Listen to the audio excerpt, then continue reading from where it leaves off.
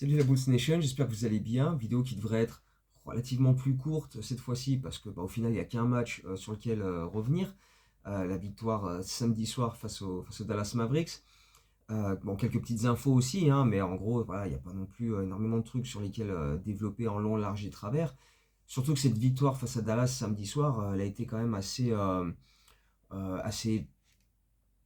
tranquille. En gros, il n'y a pas vraiment eu de suspense dans ce match-là. On a été très très solide d'entrée et on a tenu tout le long du match. Ça fait du bien, hein, c'est rare de nos jours de voir les Bulls gagner des matchs avec de l'avance, en les gérant bien, etc. Mais c'est vrai que sur ce match-là, on a fait ce qu'il fallait en termes d'efforts défensifs. On a mis le jeu offensif qu'on aime mettre en place avec des possessions fluides, du rythme. Il y a eu une bonne gestion des temps forts adverses aussi pour vite rebondir et repartir de l'avant.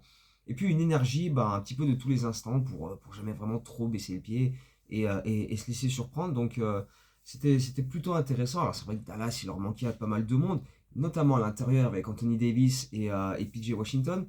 Et les Bulls ont su en profiter pour aller attaquer le cercle comme ils aiment bien le faire, profiter des espaces et pas forcément de gars pour poser beaucoup de contres. Surtout que Daniel Gafford s'est blessé en plus pendant le match. Euh, donc on est allé mettre des points à l'intérieur, mais surtout ce qui a été plaisant tout le long du match, c'est notre capacité à créer notre attaque à partir de notre défense. Donc déjà, on n'a pas systématiquement switché à tout va, donc ça c'était une bonne chose. J'ai vu plein de possessions où on a lutté pour passer sous les screens, etc.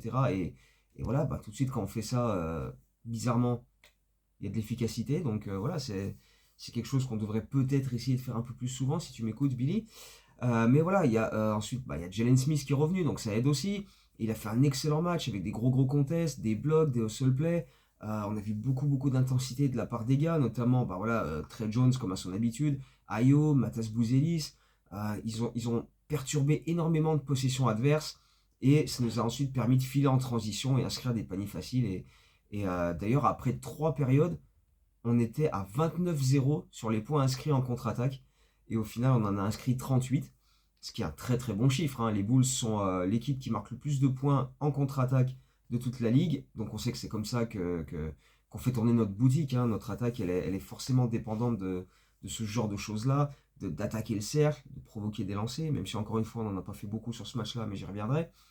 Mais voilà, même sur jeu placé, on a été capable de trouver des solutions, comme je disais, avec des possessions rythmées, fluides, avec des cuts. Voilà. Et quand on fait ces cuts-là, ils sont souvent bien servis. Il y a des bonnes passes dans le bon tempo, que ce soit pour Okoro, pour Kevin Huerter, pour Matas.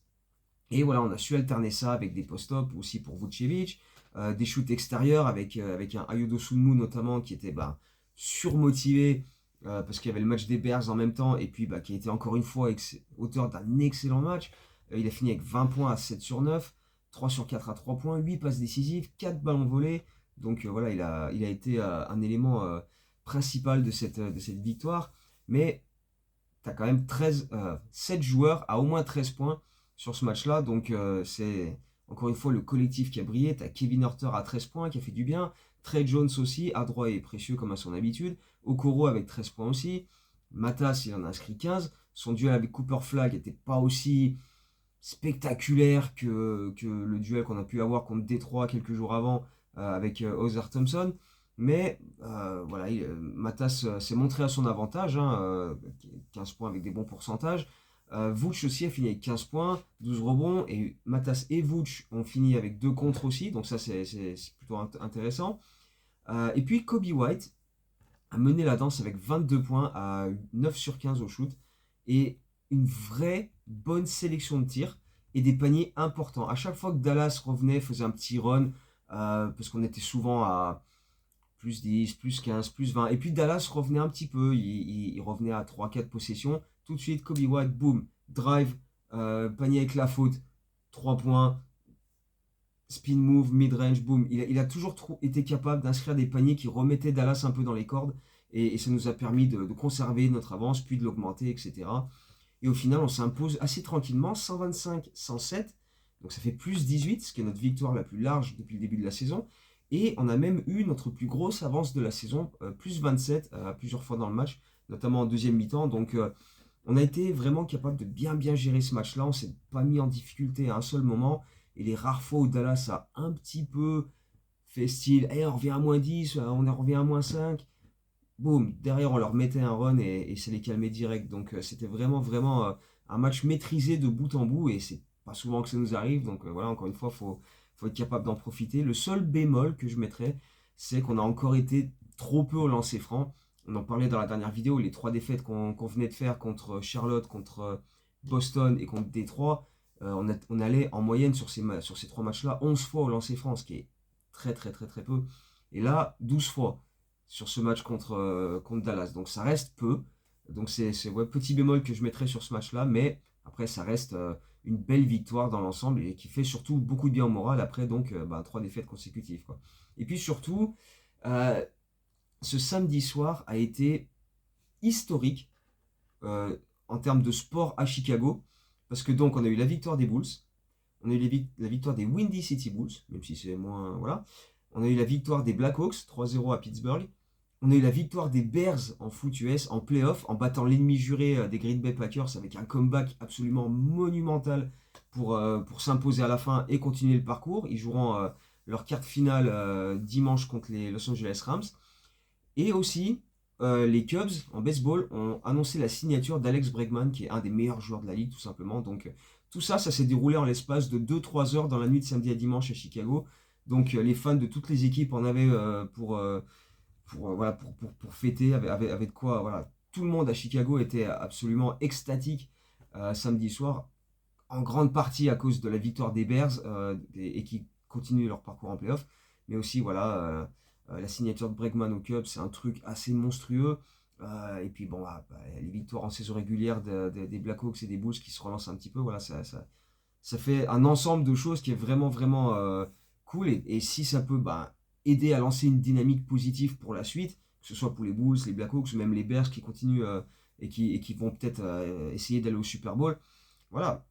Parce que bon, s'il y a bien une ville qui aime ses équipes sportives plus que tout et qui mérite que plusieurs d'entre elles cartonnent, c'est bien Chicago. Clairement, c'est Chicago. Ça, il n'y a, y a, y a, y a- y a pas de débat là-dessus. L'amour et la passion que les gens ont à Chicago pour leurs équipes sportives, même quand elles sont nulles à chier, et on a pu le voir avec les Bulls, avec les Sox, avec les Bears, avec tu peux toutes les citer, ils sont toujours là et ils seront toujours là. Donc, voilà, quand il y a des moments comme ça, des soirées comme ça où tu as l'impression que toutes les planètes s'alignent, faut profiter, faut kiffer, faut juste espérer que ça continue comme ça. Si les Bears vont au Super Bowl, mais ça va être un délire. Ça va être un truc, mais comme on n'a jamais vu. Ça va être quelque chose d'exceptionnel. Mais bon, bref. Pour revenir sur les Bulls, juste quelques petites infos vite fait. On a une nouvelle date pour le match entre les Bulls et Miami, ce fameux match qui avait été reporté jeudi dernier avec la condensation sur le parquet United Center. Et dans la dernière vidéo, on parlait de éventuellement quelques idées à droite à gauche, en disant notamment que les Bulls, donc c'était la seule venue de Miami à Chicago de la saison. Et par contre, il y avait deux matchs à Miami qui avaient lieu le 29 janvier, non pardon, le 30 janvier et le 1er février. Maintenant, la Ligue a décalé le match qui était prévu le 29. Pardon, je vais y arriver. Le match qui était prévu le 30 à Miami, le premier des deux matchs à Miami, ils l'ont poussé au 31, ce qui crée un back-to-back 31 janvier, 1er février, deux matchs consécutifs sur le parquet de Miami. Pour pouvoir caser le Chicago-Miami au United Center le 29 janvier. Ce qui crée du coup un autre back-to-back, parce que la veille, le 28, on est en déplacement à Indiana de mémoire, pendant que Miami, eux, ils reçoivent Orlando. Donc, ils seront eux aussi en back-to-back, mais ils devront en plus se taper le trajet, alors que nous, si on est à Indiana, on n'est pas très loin, quoi. Donc, du coup, au lieu d'avoir normalement, comme c'était prévu, match le 28, le 30 janvier et le 1er février, on se retrouve avec deux back-to-back, 28-29 et 31-1. Donc voilà, ça nous rajoute deux back-to-back au planning, sachant qu'on avait dit en début de saison que quand le calendrier est sorti, on était une des équipes qui avait le moins de back-to-back, on en avait que 13, donc du coup maintenant ça en fera 15, parce qu'il a fallu donc remettre ce match en plein milieu. Et puis surtout, donc ça fait 4 matchs en 5 jours aussi, et c'est une première historique pour les Bulls, parce que on va affronter 3 fois de suite la même équipe. Donc le 29, on reçoit Miami, et le 31 et le 1er, on sera à Miami pour affronter le Heat. Donc on va les jouer 3 fois de suite. Et ensuite, on les revoit plus de la saison avant le play-in, évidemment, comme d'habitude, hein, vu que c'est la tradition de les jouer en play-in le 15 avril. Donc voilà, il faudra juste savoir si ce sera chez nous, si ce sera chez eux. Mais on aura Miami 3 fois sur la fin janvier, début février, et ensuite le 15 avril. Donc voilà. Et puis ben, pour ce qui est du calendrier à venir, qui est vraiment direct pour nous, ben là, dès ce soir, nouveau back-to-back, tu vois, on parlait des back-to-back, il y en a encore un qui est là tout de suite devant nous, puisqu'on est à Houston ce soir, et demain, on retourne à Chicago pour recevoir Utah. Alors, les Bulls ont déjà annoncé que Kobe White allait louper le match de ce soir, parce que comme il est revenu très récemment de sa blessure au mollet, il ne joue pas les back-to-back, et comme ils avaient fait la semaine dernière à Détroit, il manque le premier match pour être là pour le match à domicile en fait. Donc voilà, sachant qu'il a fait un super match là contre Dallas et que derrière on n'a pas joué ni dimanche ni lundi, peut-être qu'il aurait pu jouer, mais au final ça lui fait un jour de repos supplémentaire pour être en forme pour recevoir Utah mercredi soir. Donc ma foi, pourquoi pas. On n'a pas plus de nouvelles que ça de la part de Josh Giddey et Zach Collins, même si Giddey a participé à des parties de l'entraînement, donc il a l'air de revenir un petit peu et il pourrait éventuellement faire son retour après le back-to-back, mais voilà, on aura plus d'infos une fois que le match de ce soir à Houston sera passé, ou peut-être que Billy Donovan en donnera dans la conférence de presse d'avant-match pour dire, bah voilà, il devrait revenir soit demain quand on reçoit Utah, soit quand on jouera Brooklyn vendredi. On verra bien comment ça va se dérouler. Ce qui serait cool quand même, c'est qu'ils soient tous là dans 11 jours, quand il y aura la Derrick Rose Night au United Center, quand on va retirer son maillot, parce que ça, j'ai hâte. Mais qu'est-ce que j'ai hâte d'y être. C'est en train de vraiment de monter là, tu vois, tu sens que ça s'approche et t'as vraiment l'impatience qui grimpe là, parce que ça va être une dinguerie, ça va être une dinguerie. On va passer une semaine à Chicago, on va aller voir les Bulls contre les Celtics, le retrait de maillot de Derrick Rose, on va aller voir les Lakers 2 jours plus tard. Ça va être une dinguerie, une dinguerie. Je vais tellement foutre des photos et des vidéos de partout, je vais vous gaver avec ça, ça va être une dinguerie. Mais voilà, en attendant, Houston ce soir sans Kobe White. Donc voilà, espérons faire quelque chose là-bas, ce qui sera pas simple, hein, parce que ben, les Rockets, c'est pas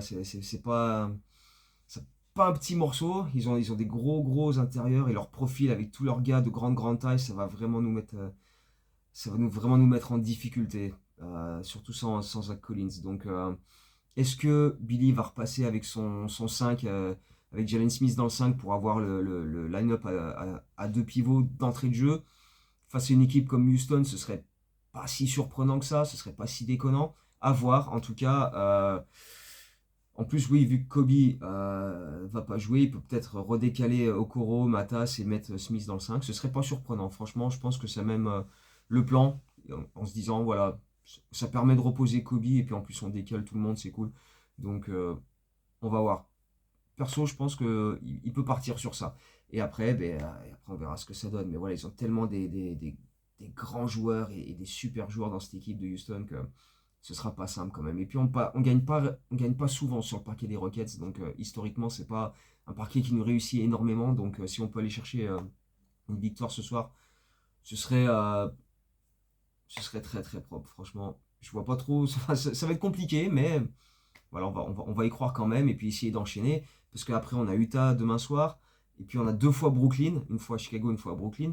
Donc, ma foi, si on peut enchaîner quelques victoires et revenir autour d'un bilan équilibré, ce qui serait parfait, j'adorerais, ce serait compliqué, mais si on pouvait avoir un bilan au moins à l'équilibre ou en positif au moment où on reçoit Boston pour le retrait de maillot de Derrick Rose samedi 24, ce serait extraordinaire. Mais enfin bref, il y a du taf d'ici là. Il y a encore pas mal de matchs qui vont être compliqués. On a les Clippers aussi en début de semaine prochaine. Il y a Minnesota aussi, donc pas simple. Mais bon, concentrons-nous déjà sur Houston, essayons de battre les Rockets ce soir et puis on verra bien après comment ça se passe. Donc on devrait se retrouver après ce back-to-back pour débriefer ce qu'on a vu, si on a des news sur Giddy, sur Collins, etc. Et puis en espérant que tout se passe bien. Donc voilà, d'ici la prochaine vidéo, portez-vous bien et à très bientôt. Ciao, go Bulls.